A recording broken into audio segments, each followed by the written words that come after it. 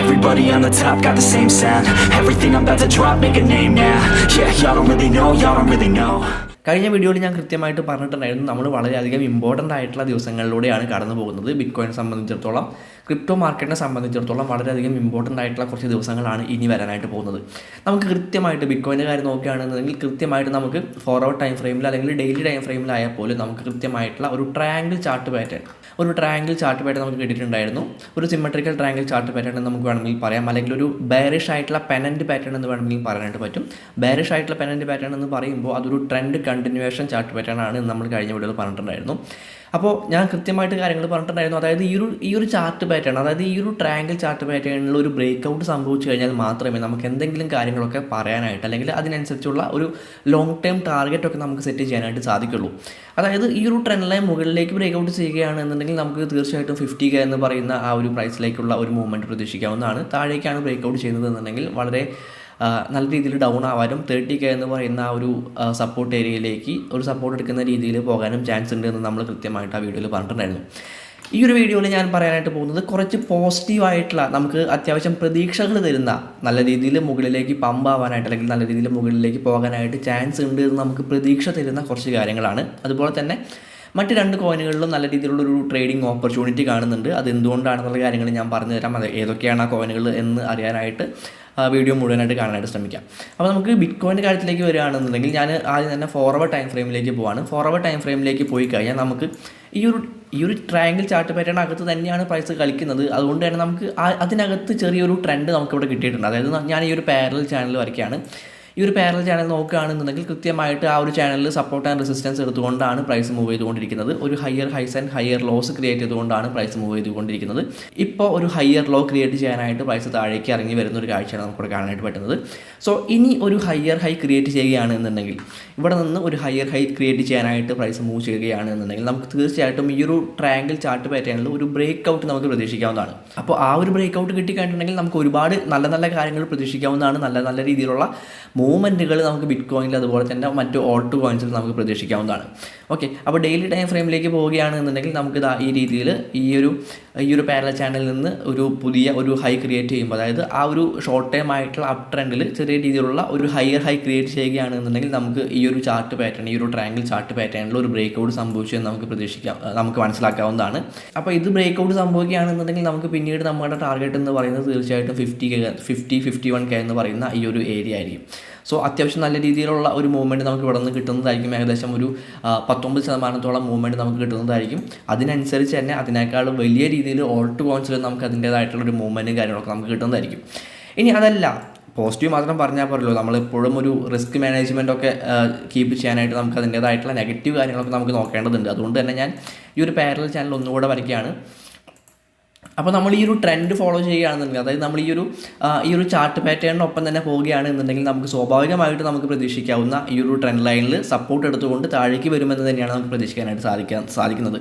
അപ്പോൾ അതുകൊണ്ട് ആ രീതിയിലുള്ള ട്രേഡ് നമ്മൾ എപ്പോഴാണ് എടുക്കേണ്ടതെന്ന് ചോദിച്ചു കേട്ടിട്ടുണ്ടെങ്കിൽ, ഈ ഒരു പാരലൽ ചാനലിൽ നിന്ന് താഴേക്ക്, ഈ ഒരു പാരലൽ ചാനലിൻ്റെ താഴെയുള്ള ഈ ഒരു ട്രെൻഡ് ലൈനിൽ നിന്ന് ഒരു ബ്രേക്ക് ഔട്ട് കിട്ടുകയാണെന്നുണ്ടെങ്കിൽ നമുക്ക് പിന്നീട് ഒരു 39Kയിലേക്കൊക്കെ ബിറ്റ്കോയിൻ്റെ പ്രൈസ് ഇറങ്ങി വരുമെന്ന് നമുക്ക് പ്രതീക്ഷിക്കാവുന്നതാണ്. ഈ ഒരു ചാർട്ട് പാറ്റേൺ അകത്ത് തന്നെ നിൽക്കുമെന്നുള്ളൊരു ചിന്തയിലുള്ള കാര്യങ്ങളാണ് ഞാൻ പറയുന്നത്. ബ്രേക്ക് ഔട്ട് ചെയ്ത് കഴിഞ്ഞിട്ടുണ്ടെങ്കിൽ ഞാൻ പറഞ്ഞ പോലെ നമുക്ക് ലോങ് ടൈം ടാർഗറ്റ് മാത്രമേ നമ്മൾ പിന്നെ നോക്കുകയുള്ളൂ. ബ്രേക്ക് ഔട്ട് സംഭവിച്ചു കഴിഞ്ഞിട്ടുണ്ടെങ്കിൽ ഇപ്പോൾ നമുക്ക് ഈ ഒരു ചാർട്ട് പാറ്റേണിനൊപ്പം പോവാം. അപ്പോൾ ഈ ഒരു പാരലൽ ചാനലിൽ ബ്രേക്ക് ഔട്ട് സംഭവിച്ചു കഴിഞ്ഞിട്ടുണ്ടെങ്കിൽ നമുക്ക് പിന്നീട് പ്രൈസിന് പ്രതീക്ഷിക്കാവുന്ന ഒരു ഏരിയ എന്ന് പറയുന്നത് 39K എന്ന് പറയുന്ന ആ ഒരു ഏരിയ ആയിരിക്കും. അപ്പോൾ നമ്മൾ ചെയ്യേണ്ട കാര്യമെന്ന് പറയുന്നത് ജസ്റ്റ് ട്രെൻഡിനൊപ്പം പോവുക എന്നുള്ള കാര്യമാണ്. ഇപ്പോൾ ഒരു ഷോർട്ട് ടൈം ആയിട്ടുള്ള ഒരു അപ് ട്രെൻഡാണ് നമുക്കിവിടെ കിട്ടിയിട്ടുള്ളത്. അപ്പോൾ നമ്മൾ ജസ്റ്റ് ആ ട്രെൻഡിനൊപ്പം പോവുക. ഇവിടെ ഒരു ബ്രേക്ക് ഔട്ട് സംഭവിച്ചു കഴിഞ്ഞാൽ മാത്രം ഒരു ഷോർട്ട് പൊസിഷൻസോ കാര്യങ്ങൾ എടുക്കുന്ന രീതിയിലുള്ള കാര്യങ്ങൾ ചെയ്യുക എന്നുള്ളതായിരിക്കും ഏറ്റവും ഉചിതമായിട്ടുള്ള ഒരു തീരുമാനമെന്ന് പറയുന്നത്. നമുക്ക് എന്തായാലും മുകളിലേക്ക് പോകണം എന്ന് തന്നെയായിരിക്കും നമ്മൾ പ്രതീക്ഷിക്കുക. കാരണം നമ്മൾ ഹോൾഡ് ചെയ്യുന്ന കോയിൻസ് ആയാലും അല്ലെങ്കിൽ നമുക്ക് കൂടുതലായിട്ട് നമ്മൾ ട്രേഡ് ചെയ്യാൻ നമ്മൾ ഓൾറെഡി പൊസിഷൻ എടുത്തിട്ടുള്ള കോയിൻസ് ആയാലും അതെല്ലാം മുകളിലേക്ക് പോയി കഴിഞ്ഞാൽ തന്നെ നമുക്ക് പ്രോഫിറ്റ് കിട്ടുള്ളൂ. അതുകൊണ്ട് നമ്മൾ സ്വാഭാവികമായിട്ടും മുകളിലേക്ക് പോകണമെന്ന് തന്നെയാണ് പ്രതീക്ഷിക്കുന്നത്. അങ്ങനെ തന്നെ ബിറ്റ്കോയിനിൽ സംഭവിക്കട്ടെ എന്ന് തന്നെ ഞാനും ആഗ്രഹിക്കുകയാണ്.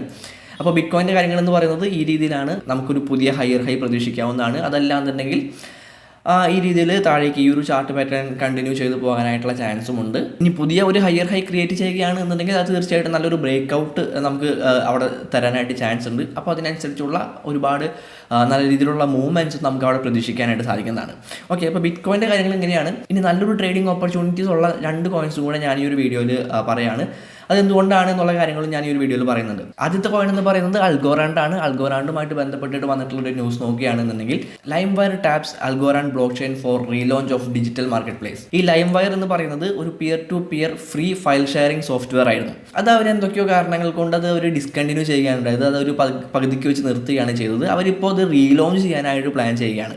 അവർ റീലോഞ്ച് ചെയ്യാനായിട്ട് അവരുടെ ഡിജിറ്റൽ മാർക്കറ്റ് പ്ലേസ് അവർ ലോഞ്ച് ചെയ്യാനായിട്ട് പോകുന്നത് അൽഗോറാൻഡിലാണ്. ഓക്കെ, അൽഗോറാൻഡ് ബ്ലോക്ക് ചെയിനിലാണ് അവർ അവരുടെ ഡിജിറ്റൽ മാർക്കറ്റ് പ്ലേസ് കൊണ്ടുവരാനായിട്ട് പോകുന്നത്. സോ അതിൻ്റേതായിട്ടുള്ള ഒരു ഹൈപ്പും കാര്യങ്ങളും തീർച്ചയായിട്ടും അൽഗോറാൻഡിൽ നിന്ന് നമുക്ക് പ്രതീക്ഷിക്കാവുന്നതാണ്. അതിൻ്റേതായിട്ടുള്ള ഇമ്പാക്റ്റ് അൽഗോറാൻഡിൻ്റെ ആൽഗോ എന്ന് പറയുന്ന ആ ഒരു ടോക്കണിൽ നമുക്ക് പ്രതീക്ഷിക്കാവുന്നതാണ്. ഇപ്പോൾ നമ്മൾ നിൽക്കുന്നത് അൽഗോ USDTയുടെ ഒരു 4 hour ടൈം ഫ്രെയിമിലുള്ള ചാർട്ടിലാണ് നമ്മൾ നിൽക്കുന്നത്. കൃത്യമായിട്ടുള്ള ഒരു ഡൗൺ ട്രെൻഡ് ആയിരുന്നു ഇവിടെ സംഭവിച്ചുകൊണ്ടിരുന്നത് എന്നുള്ള കാര്യങ്ങൾ നമുക്കിവിടെ കാണാനായിട്ട് പറ്റുന്നതാണ്. കൃത്യമായിട്ട് നല്ല രീതിയിൽ സ്ട്രോങ് ആയിട്ടുള്ള ഡൗൺ ട്രെൻഡ് തന്നെയായിരുന്നു ഇവിടെ സംഭവിച്ചുകൊണ്ടിരുന്നത്. അതിനുശേഷം ആ ഒരു ട്രെൻഡ് ലൈൻ നമുക്കിവിടെ ബ്രേക്ക് ഔട്ട് ചെയ്തിട്ടുള്ള കാണാനായിട്ട് പറ്റും. ബ്രേക്ക് ഔട്ട് ചെയ്തതിന് ശേഷം ചെറിയൊരു കറക്ഷൻ ഇവിടെ സംഭവിച്ചിട്ടുണ്ട്. അതിനുശേഷം വീണ്ടും നല്ല രീതിയിൽ പ്രൈസ് മുകളിലേക്ക് പോകുന്ന ഒരു കാഴ്ചയാണ് നമുക്കിവിടെ കാണാനായിട്ട് പറ്റുന്നത്. അങ്ങനെ പ്രൈസ് മുകളിലേക്ക് പോയി അപ്പോൾ നമുക്കിവിടെ നല്ല രീതിയിലുള്ള സ്ട്രോങ് ആയിട്ടുള്ള ഒരു ഏരിയ നമുക്കിവിടെ കിട്ടിയിട്ടുണ്ട്. അതായത് ഈ ഒരു ഏരിയ എന്ന് പറയുന്നത്, അതായത് 0.77 എന്ന് പറയുന്ന ആ ഒരു ഏരിയ എന്ന് പറയുന്നത് ഒരുപാട് തവണ റിജക്ഷൻ സംഭവിച്ചിട്ടുള്ള ഏരിയ ആണ്. ഇവിടെ റിജക്ഷൻ സംഭവിച്ചിട്ടുണ്ട്, ഇവിടെ റിജക്ഷൻ സംഭവിച്ചിട്ടുണ്ട്, ഇവിടെ 2 തവണ റിജക്ഷൻ സംഭവിച്ചിട്ടുണ്ട്. അങ്ങനെ ഒരുപാട് തവണ റിജക്ഷൻ സംഭവിച്ചിട്ടുള്ള ഒരു ഏരിയ ആണ് 0.77 എന്ന് പറയുന്ന ആ ഒരു ഏരിയ. അപ്പോൾ ആ ഒരു ഏരിയയും ബ്രേക്ക് ചെയ്തുകൊണ്ടാണ് അൽഗോറാൻഡിൻ്റെ പ്രൈസ് മുകളിലേക്ക് പോയിട്ടുള്ളത്. ദെൻ ഇപ്പോൾ ചെറിയൊരു കറക്ഷനിലാണ് അൽഗോറാൻഡിൻ്റെ പ്രൈസ് ഇപ്പോൾ നിൽക്കുന്നത് നമുക്ക് പറയാനായിട്ട് പറ്റും.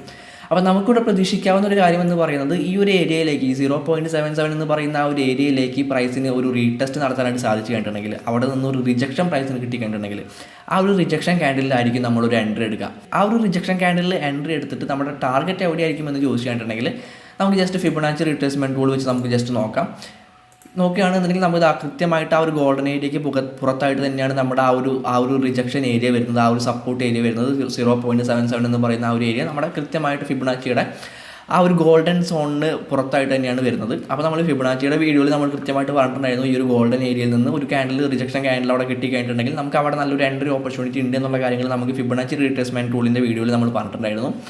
അപ്പോൾ അങ്ങനെ ഒരു ക്യാൻഡിൽ നമുക്ക് കിട്ടുകയാണെന്നുണ്ടെങ്കിൽ അവിടെയാണ് നമ്മൾ എൻട്രി എടുക്കുന്നത്. നമ്മൾ ഈ ഒരു ഗോൾഡൻ ഏരിയയ്ക്ക് താഴെയായിട്ട് നമ്മുടെ സ്റ്റോപ്പ് ലോസ് സെറ്റ് ചെയ്യുന്നതായിരിക്കും. നമ്മുടെ ടാർഗറ്റ് എന്ന് പറയുന്നത് ഒന്നുകിൽ ഈ ഒരു -0.27 എന്ന് പറയുന്ന ഈ ഒരു ഏരിയയിൽ നമുക്ക് സെറ്റ് ചെയ്യാം, അല്ലെങ്കിൽ ഈ 0.62 എന്ന് പറയുന്ന ഈ ഒരു ഏരിയയിൽ സെറ്റ് ചെയ്യാം. ഞാൻ എപ്പോഴും റെക്കമെൻഡ് ചെയ്യുന്നത് ഈ 0.27നും 0.62നും ഇടയിലുള്ള ഈ ഒരു ഏരിയയിലായിരിക്കും. അതായത് 0.9 എന്ന് പറയുന്ന ആ ഒരു ഏരിയയിലായിരിക്കും ഞാൻ എപ്പോഴും ഒരു ടാർഗറ്റ് അൽഗോറാൻഡിൻ്റെ കാര്യത്തിൽ ഒരു ടാർഗറ്റ് ഞാൻ സജസ്റ്റ് ചെയ്യാം. അപ്പോൾ നിങ്ങൾ ചെയ്യേണ്ട കാര്യങ്ങൾ എന്തൊക്കെയാണെന്ന് നിങ്ങൾക്ക് മനസ്സിലായെന്ന് വിചാരിക്കുന്നു. ഈ ഒരു ഏരിയയിലേക്ക് ഒരു റീടെസ്റ്റ് കിട്ടുന്നവരെ വെയിറ്റ് ചെയ്യുക. അതിനുശേഷം മാത്രം ഒരു എൻട്രി എടുക്കണോ വേണ്ടോ എന്നുള്ള കാര്യങ്ങൾ തീരുമാനിക്കുക. യാതൊരു തരത്തിലും ഇതൊരു ഫൈനാൻഷ്യൽ അഡ്വൈസ് ആയിട്ട് എടുക്കാതിരിക്കുക. നിങ്ങൾ നിങ്ങളുടേതായിട്ടുള്ള അനാലിസിസും കാര്യങ്ങളൊക്കെ നടത്തിയതിന് ശേഷം മാത്രം ഒരു തീരുമാനം എടുക്കാം. നമ്മുടെ രണ്ടാമത്തെ കോയിൻ എന്ന് പറയുന്നത് അവലാഞ്ചയാണ്. അവലാഞ്ചിനെ പറ്റി പുതിയതായിട്ട് വന്നിട്ടുള്ള ന്യൂസ് നോക്കിയിട്ടുണ്ടെങ്കിൽ Avalanche announces new Core wallet Bitcoin bridge at Avax summit. Avalanche Core എന്ന് പറയുന്ന അവരുടെ സ്വന്തമായിട്ടുള്ള ഒരു വാലറ്റ് അവർ ക്രിയേറ്റ് ചെയ്യാനായിട്ട് പോവുകയാണ്. ബിറ്റ്കോയിൻ ബ്രിഡ്ജ് കാര്യങ്ങളെല്ലാം അതിൽ ആഡ് ചെയ്യുന്നതിലൂടെ കൂടുതൽ അസറ്റുകൾ ആ ഒരു വാലറ്റിലേക്ക് കൊണ്ടുവരാനായിട്ട് യൂസേഴ്സിന് സാധിക്കും എന്നുള്ള കാര്യങ്ങളൊക്കെയാണ് അവർ പറഞ്ഞിട്ടുള്ളത്. തീർച്ചയായിട്ടും വളരെ നല്ല ഒരു അനൗൺസ്മെൻ്റ് ആണ്, വളരെ പോസിറ്റീവായിട്ടുള്ള അനൗൺസ്മെൻ്റ് ആണ്. തീർച്ചയായിട്ടും അതിൻ്റേതായിട്ടുള്ള ഇമ്പാക്റ്റും കാര്യങ്ങളെല്ലാം തന്നെ നമുക്ക് അവലാഞ്ചയുടെ പ്രൈസിലും കാണാനായിട്ട് സാധിക്കുമെന്നുള്ളതാണ്. അപ്പോൾ അവലാഞ്ചയുടെ 4 hour ടൈം ഫ്രെയിമിലുള്ള ചാർട്ടിലാണ് നമ്മളിപ്പോൾ നിൽക്കുന്നത്. USDT പെയറിലുള്ള 4 hour ടൈം ഫ്രെയിമിലുള്ള ചാർട്ടിലാണ് നിൽക്കുന്നത്. മുൻപൊരു വീഡിയോയിൽ നമ്മൾ അവലാഞ്ചിനെ പറ്റി പറഞ്ഞിട്ടുണ്ടായിരുന്നു. അതായത് അവലാഞ്ചയുടെ പ്രൈസ് ഈ ഒരു ഏരിയയിൽ നിൽക്കുന്ന സമയത്ത് നമ്മൾ പറഞ്ഞിട്ടുണ്ടായിരുന്നു, നമ്മൾ അന്ന് വരച്ചിട്ടുള്ള ഒരു ടാർഗറ്റാണ് ഈ $80 എന്ന് പറയുന്ന ഈ ഒരു ഗ്രീൻ ലൈൻ എന്ന് പറയുന്നത്. അത് കൃത്യമായിട്ട് നമ്മുടെ ആ ടാർഗറ്റ് നമുക്ക് അവിടെ ഹിറ്റ് ആയിട്ടുണ്ട്. നമ്മൾ ഒരുപാട് പ്രോഫിറ്റും അതിലുണ്ടാക്കിയിട്ടുണ്ട്. മാത്രമല്ല നമുക്ക് ഈ ഒരു ട്രയാങ്കിൾ ചാർട്ട് പാറ്റേണിൽ നിന്ന് ഒരു ബ്രേക്ക് ഔട്ട് നമുക്കിവിടെ കിട്ടിയിട്ടുണ്ട്. അവലാഞ്ചയുടെ കാര്യത്തിൽ ഒരു ബ്രേക്ക് ഔട്ടും കിട്ടിയിട്ടുണ്ട്. ആ ബ്രേക്ക് ഔട്ടിന് ശേഷം പ്രൈസ് വീണ്ടും ഇവിടേക്ക് ഒന്ന് റീടെസ്റ്റ് ചെയ്യുന്ന ഒരു കാഴ്ചയാണ് നമുക്കിപ്പോൾ കാണാനായിട്ട് സാധിക്കുന്നത്. അപ്പോൾ ഈ ഒരു ഏരിയ എന്ന് പറയുന്നത്, പ്രൈസ് ഇപ്പോൾ നിൽക്കുന്ന ഈ ഒരു ഏരിയ എന്ന് പറയുന്നത് തീർച്ചയായിട്ടും ഒരു റിജക്ഷൻ ഏരിയ ആണ്. ഇത് നമുക്കിവിടെ കൃത്യമായിട്ട് കാണാനായിട്ട് പറ്റുന്നുണ്ട്. ഒരുപാട് തവണ ഒരുപാട് റിജക്ഷൻസ് സംഭവിച്ചിട്ടുള്ള ഏരിയയിലാണ് പ്രൈസ് ഇപ്പോൾ നിൽക്കുന്നത്. അപ്പോൾ ഒരു ബ്രേക്ക് ഔട്ട് സംഭവിച്ചതുകൊണ്ട് തന്നെ ബ്രേക്ക് ഔട്ടിന് ശേഷം ഒരു റീടെസ്റ്റ് ആ ഒരു ഏരിയയിലേക്ക് വന്നതുകൊണ്ട് തന്നെ നമുക്ക് തീർച്ചയായിട്ടും പോസിറ്റീവായിട്ടുള്ള അല്ലെങ്കിൽ മുകളിലേക്കുള്ള ഒരു മൂവ്മെൻറ്റ് നമുക്ക് അവലാഞ്ചയുടെ കാര്യത്തിൽ പ്രതീക്ഷിക്കാവുന്നതാണ്. നമുക്ക് ഇവിടെയും നമുക്ക് ഫിബൊനാച്ചി റിട്രേസ്മെൻറ്റ് ടൂൾ അപ്ലൈ ചെയ്ത് നോക്കാം. നമുക്ക് നോക്കിക്കഴിഞ്ഞിട്ടുണ്ടെങ്കിൽ കാണാനായിട്ട് പറ്റും നമ്മുടെ ഗോൾഡൻ ഏരിയ വരുന്നത് കൃത്യമായിട്ട് ആ ഒരു റിജക്ഷൻ ഏരിയയിൽ തന്നെയാണ് നമ്മുടെ ഗോൾഡൻ ഏരിയ വരുന്നത്. അപ്പോൾ നമ്മുടെ ഗോൾഡൻ ഏരിയയിൽ നിന്ന് പ്രൈസിന് ഒരു റിജക്ഷൻ സംഭവിക്കുകയാണ് എന്നുണ്ടെങ്കിൽ അവിടെയായിരിക്കും നമ്മളൊരു എൻട്രി എടുക്കേണ്ടത്. നേരത്തെ പറഞ്ഞ പോലെ തന്നെ 0.27 അല്ലെങ്കിൽ 0.62 അല്ലെങ്കിൽ ഇതിൻ്റെ ഇടയിലോ ആയിട്ട് നമ്മുടെ ടാർഗറ്റ് നമുക്ക് സെറ്റ് ചെയ്യാവുന്നതാണ്. അപ്പോൾ അവലാഞ്ചയുടെ കാര്യത്തിൽ ഞാനൊരു ടാർഗറ്റ് സജസ്റ്റ് ചെയ്യുന്നത് $100 എന്ന് പറയുന്ന ഈ ഒരു ഏരിയ ആയിരിക്കും ഞാൻ സജസ്റ്റ് ചെയ്യുന്ന ഒരു ടാർഗറ്റ് എന്ന് പറയുന്നത്. അത്യാവശ്യം നല്ല രീതിയിലുള്ള പ്രോഫിറ്റ് നമുക്ക് ആ ഒരു $100 ഇപ്പോൾ പ്രൈസ് $84 $100 എത്തിക്കാനുണ്ടെങ്കിൽ അത്യാവശ്യം നല്ല രീതിയിലുള്ള പ്രോഫിറ്റ് നമുക്ക് കിട്ടാനായിട്ട് സാധിക്കുന്നതാണ്. മാത്രമല്ല നമ്മുടെ റിസ്ക് മാനേജ്മെൻറ്റ് കൃത്യമായിട്ട് ചെയ്യേണ്ടതുണ്ട്. നമ്മുടെ ഈ ഒരു ഗോൾഡൻ സോണിന് താഴെയായിട്ട് തന്നെ നമ്മൾ നല്ല രീതിയിലുള്ള ഒരു സ്റ്റോപ്പ് ലോസും കാര്യങ്ങളൊക്കെ സെറ്റ് ചെയ്യേണ്ടതുണ്ട്. അപ്പോൾ സേഫായിട്ട് തന്നെ ട്രേഡ് ചെയ്യുക, നല്ല രീതിയിൽ നിങ്ങളുടേതായിട്ടുള്ള അനാലിസിസും കാര്യങ്ങളൊക്കെ നടത്തിയതിന് ശേഷം മാത്രം ഒരു എൻട്രി കാര്യങ്ങളൊക്കെ എടുക്കുക. ഈ ഒരു വീഡിയോ യാതൊരു തരത്തിലുമുള്ള ഫൈനാൻഷ്യൽ അഡ്വൈസായിട്ട് എടുക്കാതിരിക്കുക.